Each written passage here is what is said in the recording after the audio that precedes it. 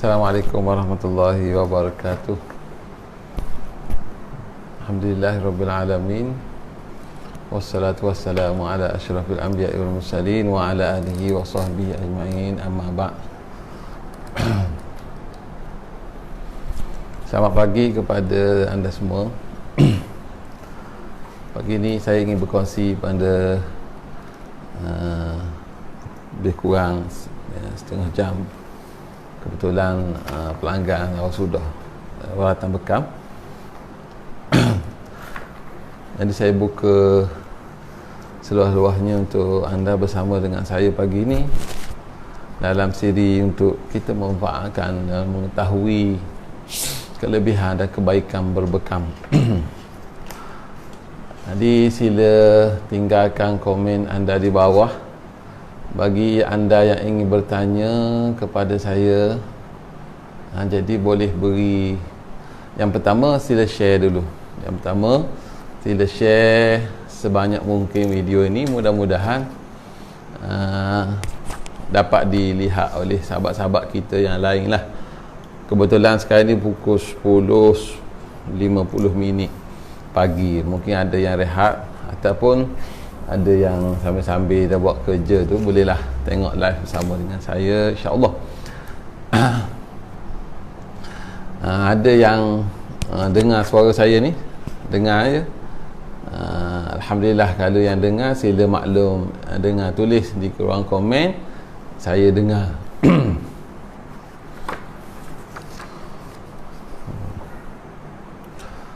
Baik. Ini suasana klinik bekam saya lah, alhamdulillah. Sesiapa yang pernah mengunjungi klinik bekam saya, alhamdulillah, klinik bekam saya telah beroperasi sejak 2017 di tingkat bawah, di Batu 49, bersebelahan dengan klinik Fatihah sebelah sini, klinik Fatihah, dan sebelah sini restoran jus. Jadi pada ini saya ingin kongsikan berkenaan dengan yang pertamanya ialah kelebihan-kelebihan yang ada dalam rawatan bekam. Mungkin ada yang pernah berbekam dengan saya, pernah membuat rawatan dengan saya. Saya kongsikan ketika rawatan apa dia kebaikan-kebaikan yang ada dalam bekam. Dan alhamdulillah, setakat yang saya mula rawatan sejak 2008 dan alhamdulillah hari ini 2020, hampir 12 tahun di dalam dunia bekam bersama dengan sahabat-sahabat kita yang lain, membantu nak meningkatkan tahap kesihatan tuan-tuan semualah. Walau bagaimanapun kita ketahui bahawa bekam ini satu benda yang telah diketahui, namun tidak semua orang yang mudah untuk terima bekam. Ada yang bersoal jawab, ada yang tanya, ada yang masih lagi bimbang, ada yang takut-takut. Jadi yang baru datang boleh komen di bawah ni. Sila boleh tulis komen anda. Boleh komen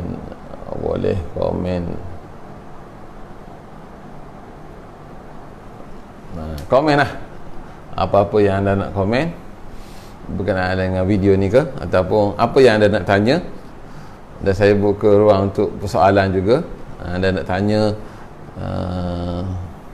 berkenaan dengan bekam ke, hari ni kita khas untuk bekam lah. Baik.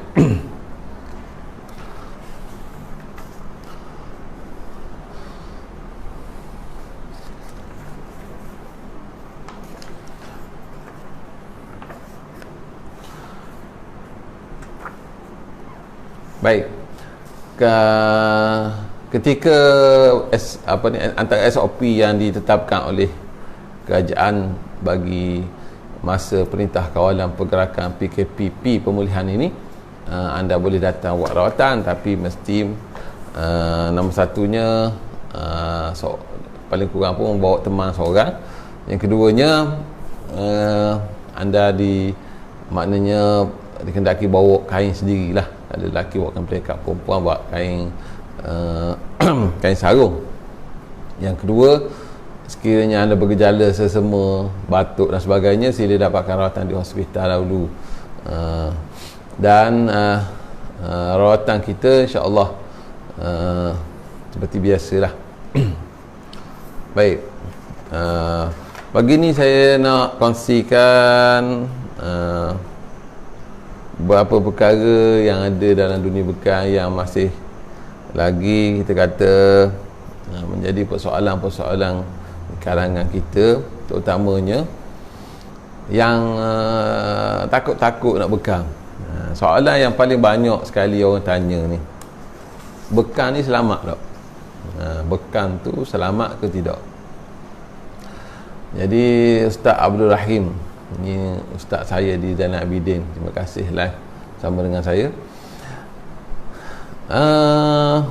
Satu kitab yang dikarang oleh guru saya, dan dia menjadi rujukan lah. Guru saya bernama Syekh Saleh Hafni. Dia tulis, adik dia tulis lah, tapi dia yang beri buku tu saya. Adiknya ialah Syekh Ahmad Hafni.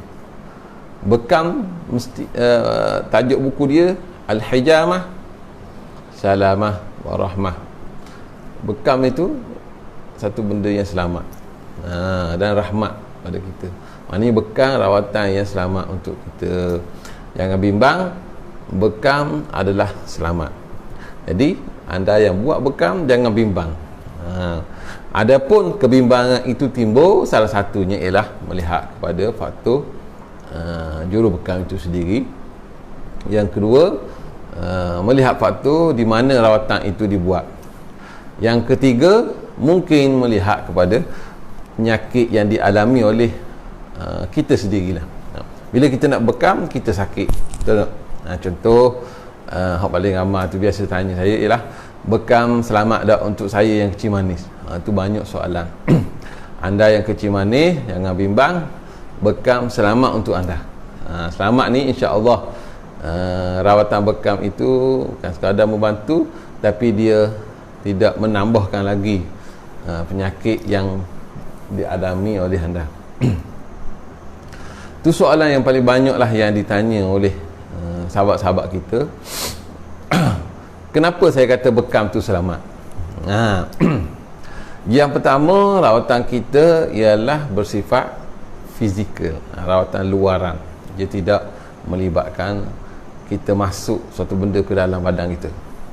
Jadi rawatan yang bersifat fizikal, maknanya kita hanya membantu melalui kaedah-kaedah kita, jarum, cawang bekam, kad bekam dan klinik pusat bekam dan sebagainya. Jadi kita keluarkan darah sahaja. Berbeza dengan sesuatu benda yang kita masuk dalam badan kita.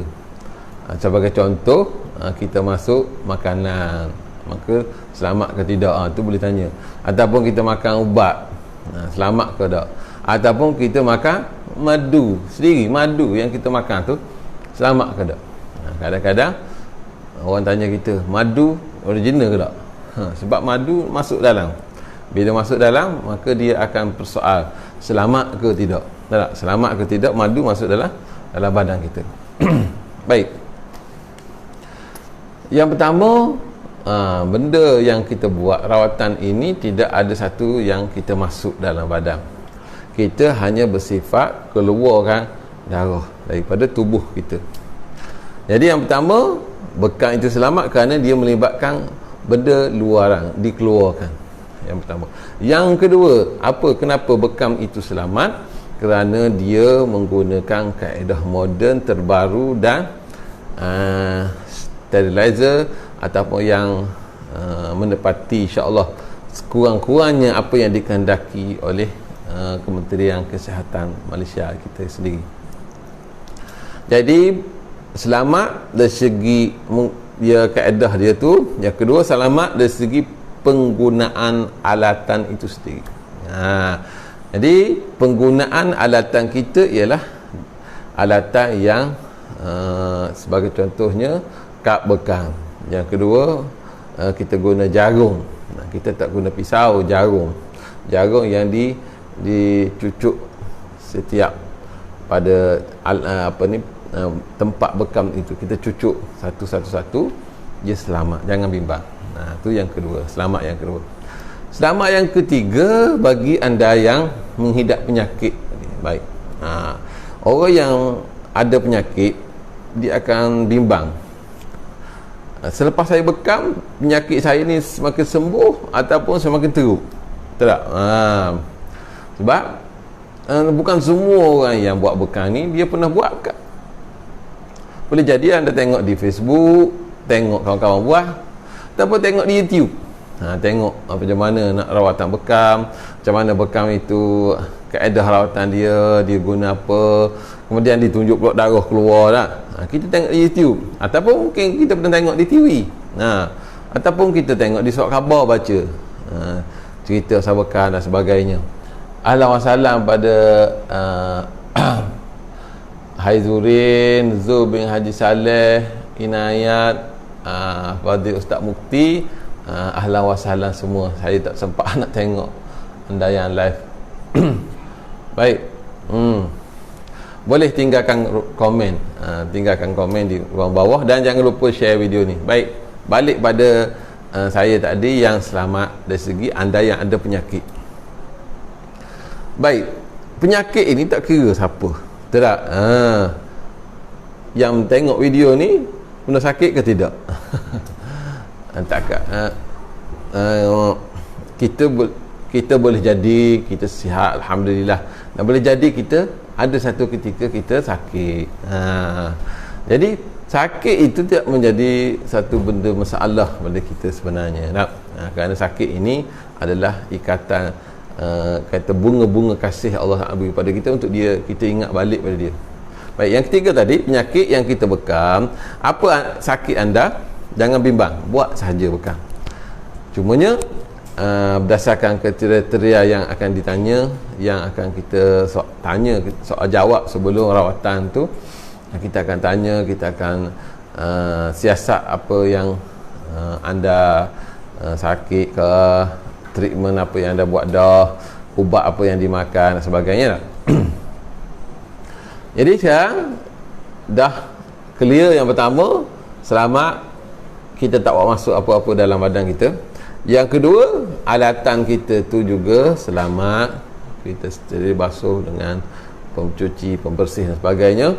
Yang ketiga, selamat untuk anda yang ada penyakit, anda sakit, jangan bimbang. Rawatan ini sangat membantu anda, dan berdasarkan pada bukti-bukti yang telah dikaji oleh beberapa kawan-kawan kita, sama ada di bidang perubatan moden ataupun kawan-kawan yang ada dalam perubatan alternatif ini ataupun komplementari ini, mereka yang berpengalaman berpuluh-puluh tahun, pengalaman itu menjadikan satu ilmu lah kepada kita, diceritakan macam mana bekam ini boleh membantu meningkatkan tahap kesihatan kita semua, insya-Allah.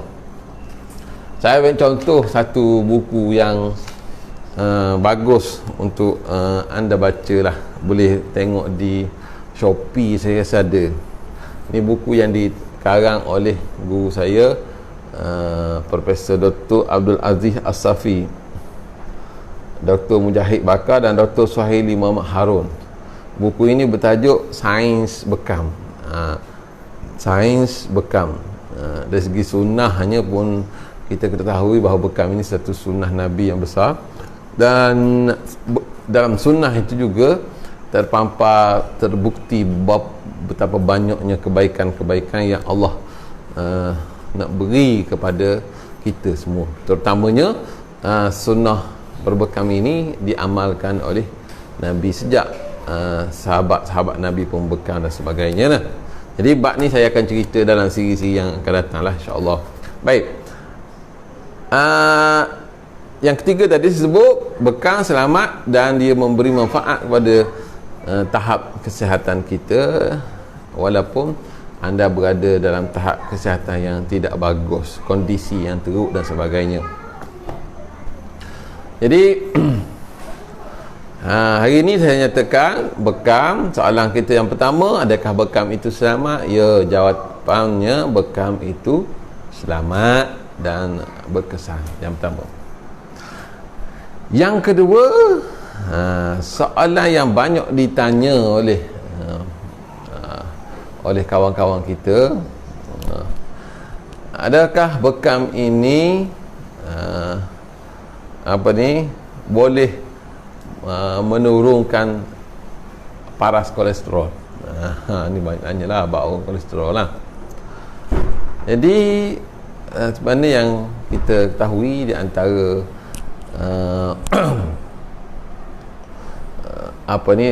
simptom-simptom kolesterol seperti kebah tangan, badan kejang sebagainya, sehinggalah meningkatkan, kita kata, berat badan dan sebagainya, tahap makanan kita tidak jaga dan sebagainya, akhirnya dia boleh menjadi kolesterol yang tinggi. Kolesterol tinggi dia boleh membantu kepada peningkatan ataupun membantu kepada terjadinya penyakit-penyakit yang lain, seperti mana yang kita tahu kolesterol tinggi boleh menyebabkan darah tinggi, stroke, minor stroke dan sebagainya, boleh menyebabkan serangan jantung. Baik, bekam boleh menurunkan kolesterol anda, jangan bimbang. Jadi buat sahaja rawatan bekam, di mana sahaja rawatan bekam anda nak buat, nak bekam dengan siapa, itu terpulang kepada kita. Sebab saya berada di Dungun, kalau hok mari jauh nak buat rawatan bekam, ahlan wa sahlan, kita persilakan. Tapi kalau anda yang jauh nak kos minyak dan sebagainya, bekamlah di mana sahaja berada. Dan saya beritahu bekam ini sangat bagus. Jadi bila dengar bekam ini sangat bagus untuk masalah kolesterol anda sebagai contoh, masalah lain saya akan cerita dalam siri yang lain, teruskan dapatkan rawatan bekam.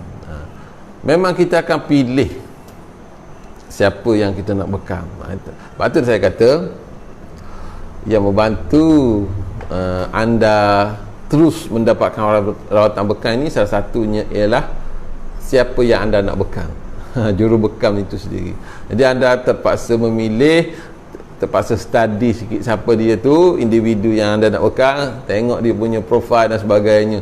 Ini kita tak nafilah di alam maya hari ni, type saja Ustaz Sabri bekam saya tu, maka anda akan jumpa profil saya, juga Facebook saya, juga blog saya, semua boleh tengok. Boleh kenal saya, ahlan wa sahlan.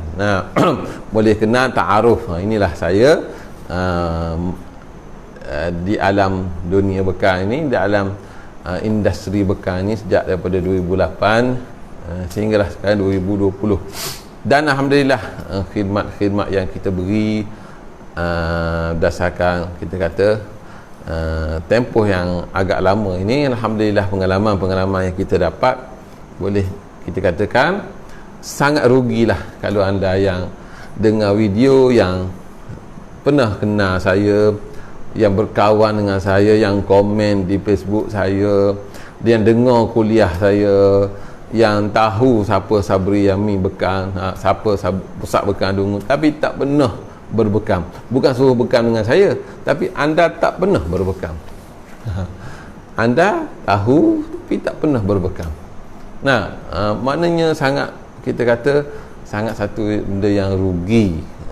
Bekam ini tak tunggu kita sakit, tak tunggu sakit dulu baru nak bekam. Jangan tunggu sakit, start saya tak ada kolesterol, cimanih saya tak ada, darah tinggi tak ada, tak pernah kena stroke, saya pun badan maintain okey, kesihatan okey, doktor kata medical saya pun cantik, apa saya bekam? Itu tidaklah saya kata tahniah, anda sihat, alhamdulillah. Memang anda sihat, memang kita sihat, dan di punya result kita tahniah lah kita ucapkan. Tapi apabila meningkat umur, semakin meningkat, maka tahap kesihatan kita semakin menurun. Bahkan kalau tengok dalam kajian-kajian, kita tengok perbezaan di usia kecil, remaja, budak kanak-kanak, remaja hinggalah kita dewasa, dan semakin tua maka tahap kita semakin daripada kecil kita naik sehinggalah umur 40 macam tu, dan kita menurun 40, 50, 60, semakin turun. Bila kesihatan kita semakin turun, maka ketika itulah kita akan nak cari apa rawatan yang terbaik untuk kita lah. Jadi topik saya pagi ni ialah soalan-soalan yang ditanya kebanyakan pada kita. Jadi kalau anda yang nak tanya, boleh tinggalkan soalan di bawah.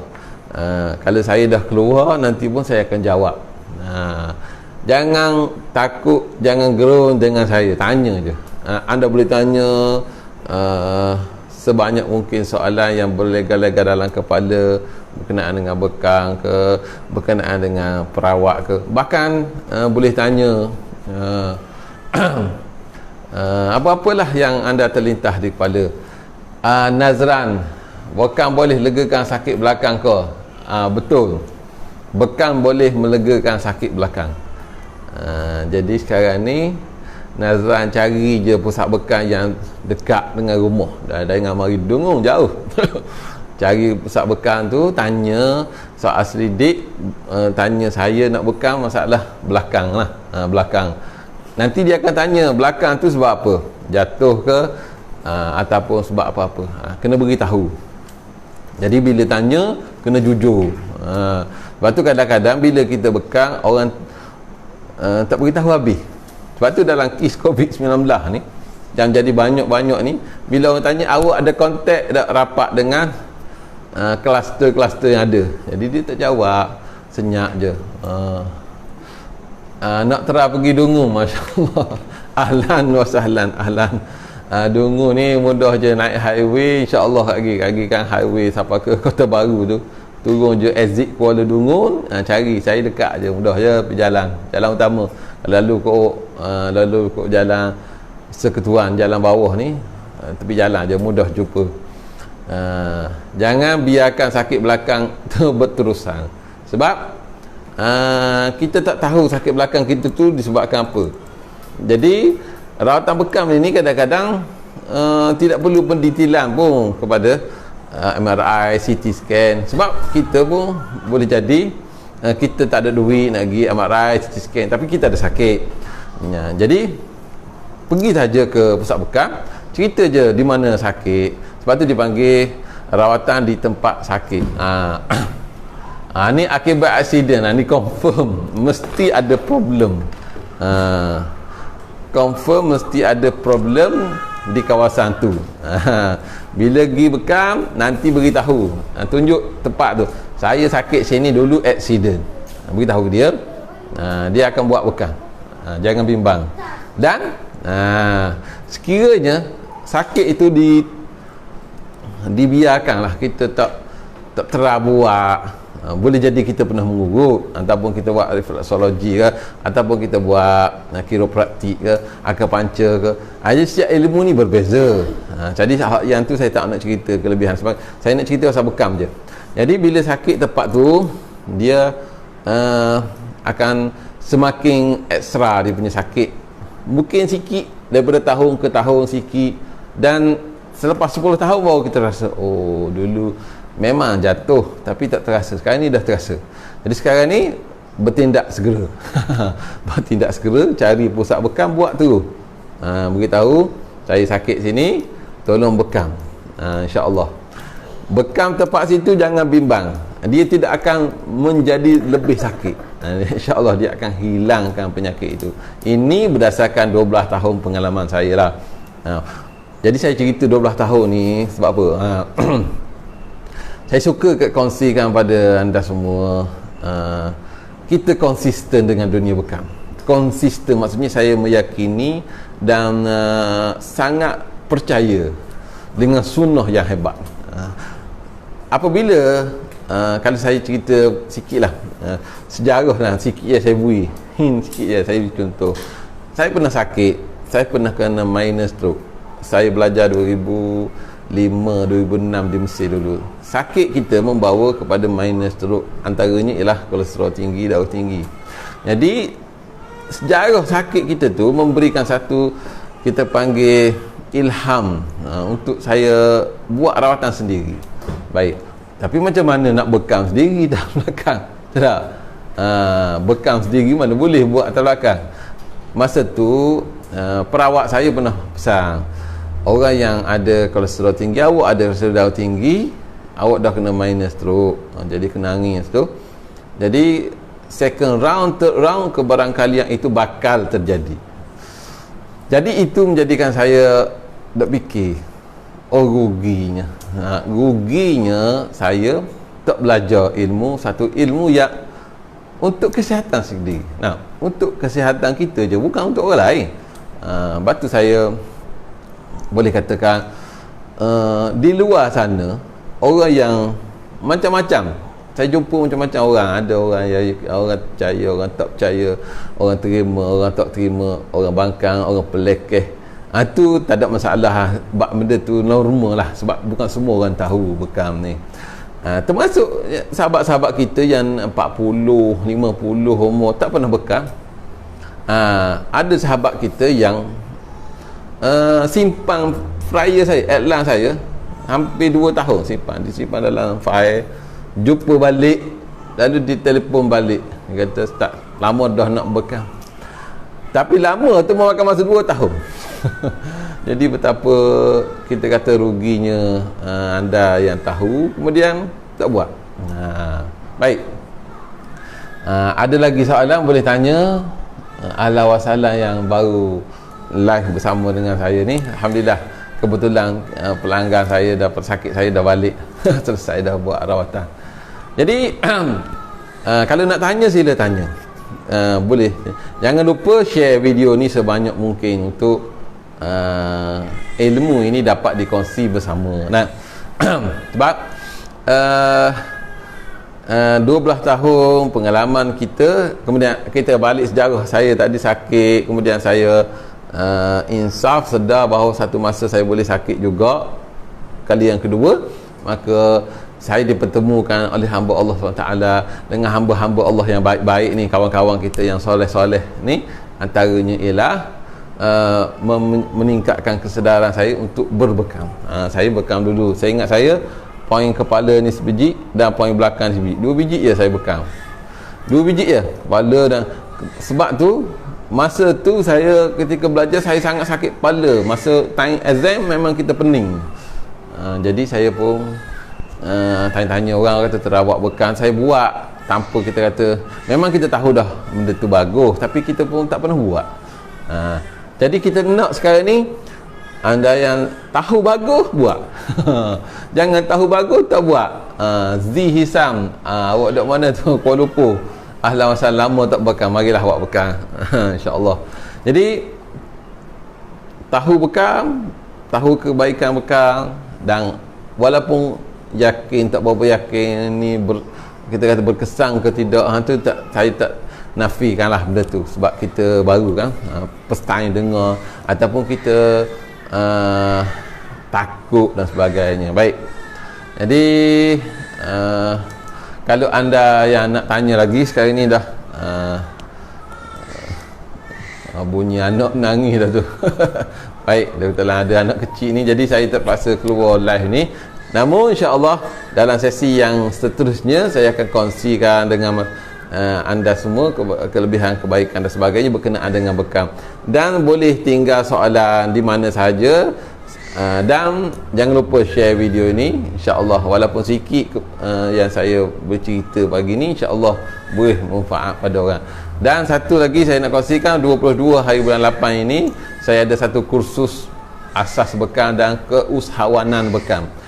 Kita belajar 1 hari macam mana nak jadi juru bekam secara asasnya, dan macam mana kita nak promosikan bekam supaya orang dapat kenal kita, orang dapat ambil manfaat daripada ilmu kita. InsyaAllah 28 hari bulan 8 nanti ada kursus bekam. Jadi siapa nak join tinggal nombor telefon, ataupun nak beritahu kepada saudara mara, anak saudara, sesiapa yang berminat, terutamanya orang yang tak ada kerja buat, tak ada kerja buat, PKP kena pecat kerja, tak ada pendapatan ataupun nak tambah pendapatan, boleh bersama dengan saya 22 hari Sabtu depan, insya-Allah. Jadi sekadar itu, terima kasih kepada yang sudi mendengar. InsyaAllah apa yang baik itu datang daripada Allah SWT. Assalamualaikum warahmatullahi